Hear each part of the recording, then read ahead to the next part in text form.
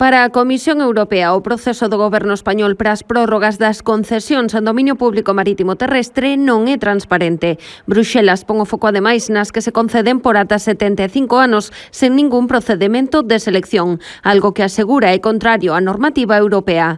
Hoxe o Concello de Pontevedra celebraba este pronunciamento que, segundo o alcalde, refrenda a posición que o Goberno local mantén sobre Ence. Ven a confirmar o noso posicionamento. O sea, para nós é positivo porque coincide plenamente coa loita que estamos a levar para recuperar esos terrenos e tamén coa idea de que a prórroga foi ilegal, como así o reconoceu a Audiencia Nacional. Para Fernández Lores existen moitos argumentos que apoian a súa postura contraria á prórroga concedida en CE para manterse en Lourizán e insistiu en que a sentenza do Tribunal Supremo que a valida é un ataque á lei de costas e un fracaso do Estado de Dereito.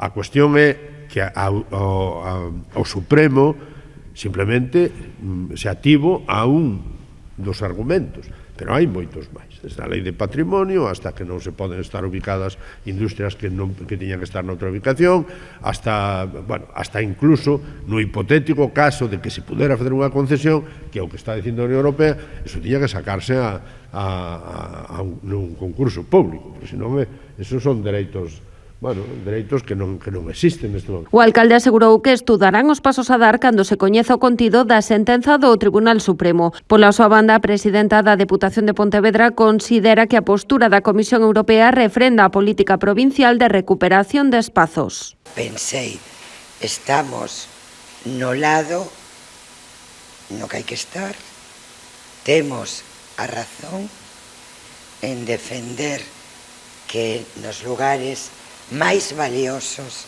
da natureza pois teñen que ser recuperados. O Goberno do Estado ten agora un prazo de 2 meses para solucionar esta situación. De non tomar medidas que satisfagan a Europa, o Executivo Comunitario decidirá se leva o caso de oficio ao Tribunal de Xustiza da Unión Europea.